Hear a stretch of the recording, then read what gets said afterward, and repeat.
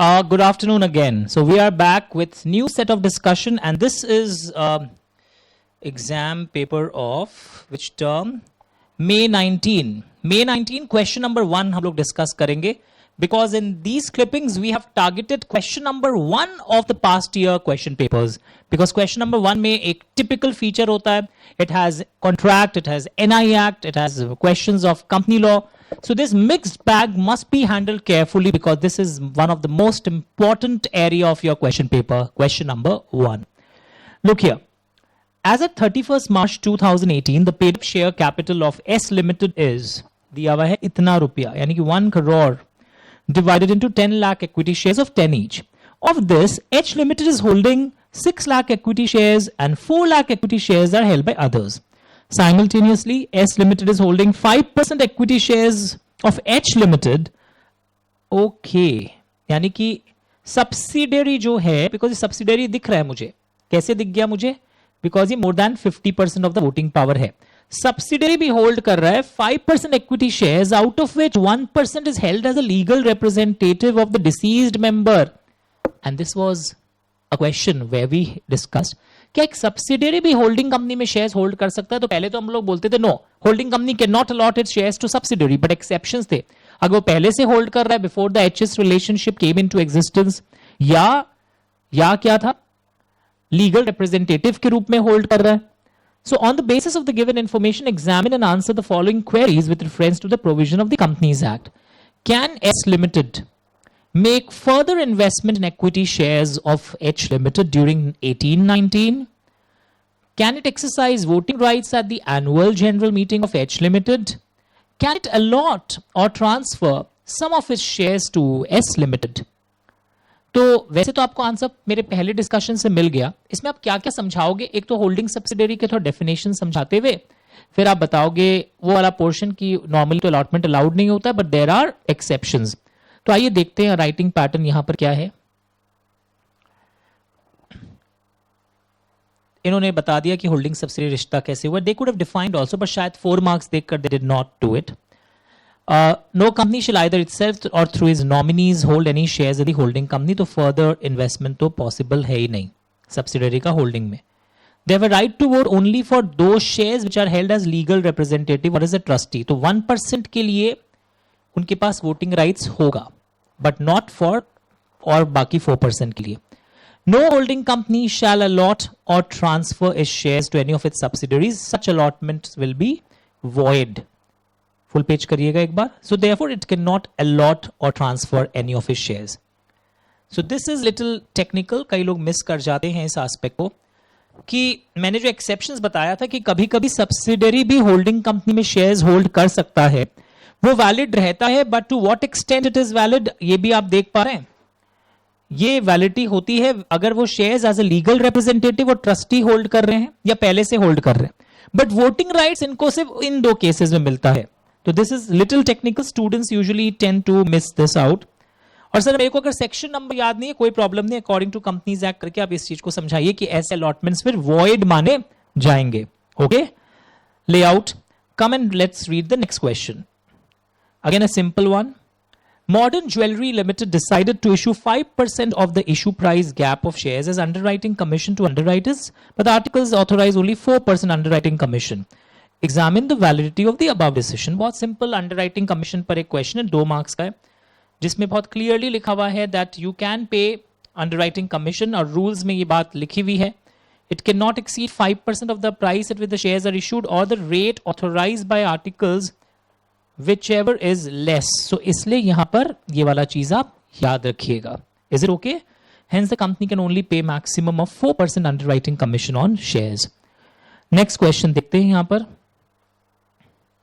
Question C. The government of India is holding 51% of the paid up equity share capital of Sun Limited. The audited financial statements of Sun Limited for the financial year 17-18 were placed at its AGM. However, pending the commence of the CNAG on the said accounts, the meeting was adjourned without adoption of the accounts. यानी accounts adopt नहीं हुआ और meeting adjourn हो गया. On the receipt of CNAG commence, language ध्यान से देखना. On receipt of CNAG commence on the accounts, the adjourned AGM was held on 15th October where the accounts were placed. Thereafter, Sun Limited filed its financial statements with ROC on 12th November. Examine with reference to the applicable provision of Companies Act whether they have complied with the statutory requirement regarding filing of accounts with ROC. तो इसमें आपको accounts chapter का वो background याद होगा जो मैं आपको यहां दिखाता भी हूं कि अकाउंट्स में हम लोग क्या पढ़े थे. वी हैव रेड दैट चाहे अडॉप्टेड हुआ हो या नहीं हुआ हो उससे कुछ मतलब नहीं होता है. द अनएडॉप्टेड फाइनेंशियल स्टेटमेंट्स 30 डेज के अंदर फाइल हो जानी चाहिए थी. उसको आरओसी इनिशियली प्रोविजनल के रूप में उसे एक्सेप्ट करता है और बाद में हम फाइनल वाला दे देंगे. नाउ इस केस में फाइनल वाला अगर मीटिंग एडजर्न हो जाती है तो आप within 30 days from the date of adjourned AGM filing फाइलिंग हो जानी चाहिए थी. इस केस में they were adopted at adjourned AGM held on 15th October and filing was done on 12th November. That is within 30 days of adjourned AGM. Okay, hence Sun Limited is not complied with ROC but has certainly complied. एक problem हुआ है. एक problem क्या हुआ था, अगर अनअडॉप्टेड था तो भी उसको फाइल करना चाहिए था. अनअडॉप्टेड फाइलिंग कैसे होगी आप बोलोगे, अनऑडिटेड फाइलिंग नहीं हो सकती थी. Even if it was unadopted you should have filed. बाद में तुमने अडॉप्टेड वाला फाइल किया है वो सही है, पर एक वायलेशन किया है एक नॉन वायलेशन किया है तो कंप्लायंस हो गया. मैं वापस दिखा रहा हूं क्वेश्चन को. यहां पे क्या हुआ था कि इनका एजीएम में कुछ कमेंट्स आने बाकी थे. The meeting was adjourned without adoption of the accounts. तो आपके मन में ये क्वेश्चन यहां पे राइज हो रहा है कि अनएडॉप्टेड फाइनेंशियल स्टेटमेंट्स फाइल नहीं होते हैं. तो वो मैंने यहां पे क्लियर किया कि अगर अनएडॉप्टेड है तो भी फाइल होनी चाहिए थी. पहले एक प्रोविजनल बाद में एक रेगुलर वाला.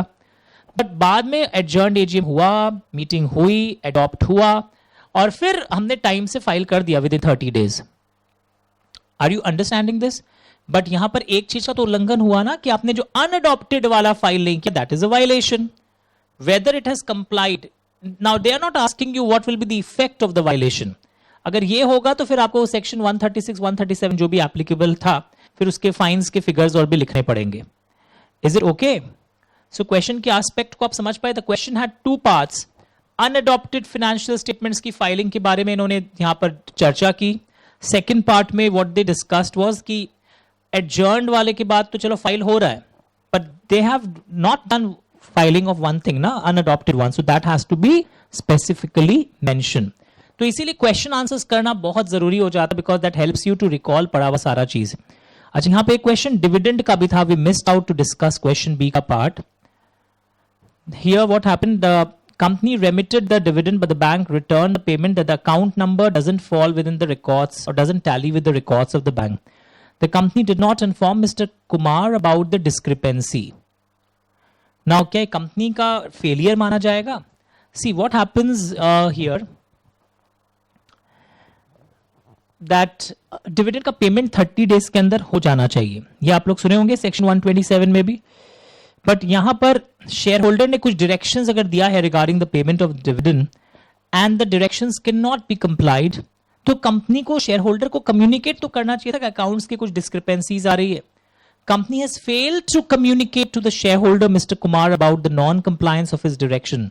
सो therefore the penal provisions will be attracted for sure. Is it okay? Now यहां पर आप देखो कि किस तरह जो क्वेश्चंस आ रहे हैं, मतलब हर क्वेश्चंस के अंदर कुछ एक्सेप्शंस वर्कआउट होता है या कुछ ऐसे चीजें होती है जो हमने पढ़ा होता है. एक ही क्वेश्चन के अंदर दो रीजनिंग भी हो सकता है. जैसे अनअडॉप्टेड वाला का नॉन कंप्लायंस हुआ है और जो नॉर्मल फाइलिंग हुआ है उसका कंप्लायंस भी हुआ है. Now question D, Manoj guarantees for Ranjan a retail textile merchant for an amount of 1 lakh for which Sharma the supplier may from time to time supply goods on credit basis to Ranjan during the next 3 months. It seems like continuing guarantee ka case. Now, after 1 month, Manoj revokes the guarantee when Sharma had supplied goods on credit for 40,000. Referring to the provisions of the Indian Contract Act, decide whether Manoj is discharged from all liabilities to Sharma for subsequent credit supply. After 1 month, he revokes where they've already supplied. तो आपको शायद पता होगा continuing guarantee can be revoked for future transactions. जो past transactions में already हो गया माल supply उसके लिए उसकी guarantee रहेगी.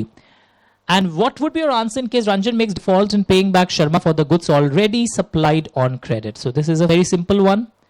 जहां यहाँ पर फ्यूचर ट्रांजैक्शंस के लिए रिवोकेशन हो सकता है by notice to the creditor. देखो आंसर्स में कितना आपको सारे पॉइंट्स अपने डालने पड़ेंगे, बस फ्यूचर ट्रांजैक्शंस लाइन लिखने से नहीं चलेगा। सो आई एम रिपीटेडली सेइंग, अगर आप एवरेज स्टूडेंट है इन टाइप के वीडियोस को देखिए, जो वैसे तो क्लास में हुआ था पर अभी मैं कैसे वापस फोकस कर रहा हूं, you have to watch it. So liability for future के लिए आपकी रिवोक हो गई, पर फॉर प्रीवियस ट्रांजैक्शंस के लिए लाइबिलिटी रहेगी because transaction was already entered before the revocation of guarantee. Is it okay everyone? Pakka sure? The last part from this particular series, question E. Ram purchases some goods on credit from Singh payable within 3 months.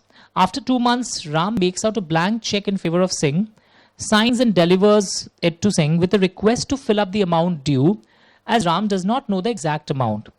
Singh fills up fraudulently the amount larger than the amount payable by Ram and endorses it to Chandra in full payment of Singh's own due. यानी चंद्रा कौन हो रहा है इस example में, अगर आप समझो, old in due course type of thing. Ram's check is dishonored. Discuss the rights of Singh and Chandra. तो पहले आप इसमें देखो क्या क्या हो रहा है।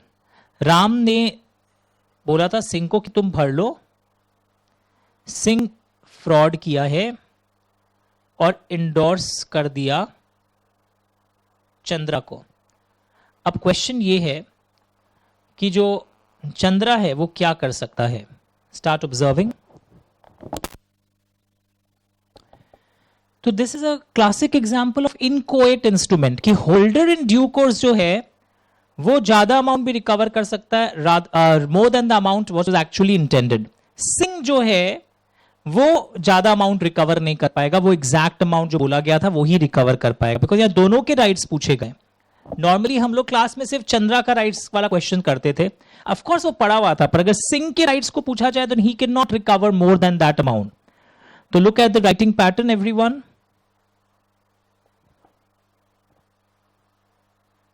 और यहां पे क्वेश्चन को इन्होंने अलग एंगल से समझाया। When the consideration for which a person signed a promissory note and was originally absent, subsequently the sum which a holder standing in immediate relation which such signer is entitled to receive from the amount which is proportionately reduced. जो immediate party हैं, the sum which a holder standing in immediate relation is entitled to receive with such signer they can entitled to receive from him is proportionately reduced. कि वो पूरा उतना amount जो आपने भर लिया है वहां पर। अच्छा, इनक्वाइट इंस्ट्रूमेंट नहीं बोल सकते हो, बिल मतलब this is not actually a case of cheque, not a case of bill. तो इसको आपको सेक्शन 44 के एंगल से एग्जाम में आंसर देना होगा। It was originally absent in part और subsequently failed in part, though the sum which a holder standing in immediate relation with such signer is entitled to receive is proportionately reduced. The drawer stands in immediate relation with the acceptor. ये language ध्यान से देखा आपने कि drawer जो है immediate relation है acceptor के संग। The maker of the note probable of exchange and other signers may by agreement stand in immediate relation with the holder, but HIDC can of course recover, his rights are not affected, वो ज्यादा amount भी recover कर सकता है। So इस particular case में because ये cheque का केस है, we can not apply inchoate instruments here again. यहां पर देखोगे ब्लैंक चेक दिया गया था, उसको बोला था आप भर लीजिए, ही डजंट नो। तो जो कंसेशन एक्चुअली हमारे बीच में है ही नहीं, उसके लिए तो आप रिकवर कर नहीं सकते। बट ये आंसर सबका राइट है, बट यहां पे आपको पूरा किस तरह आंसर समझाना है वो आप समझ गए। The consideration was originally absent in part, the sum which a holder standing in immediate relation with signer is entitled to receive, of course reduce हो जाएगा। जितना दो कंसिडरेशन आपका होता ही नहीं है वो आप रिकवर नहीं कर सकते। But the rights of holder for value is not adversely affected and he can claim the full amount of the check from Singh. So there are two parts and this is a good question on the checks where the consideration was not originally present. It was not आप ज़्यादा amount का भर लिए इतना तो हमारे बीच में और आपके बीच में consideration था ही नहीं. So then this recovery is not possible.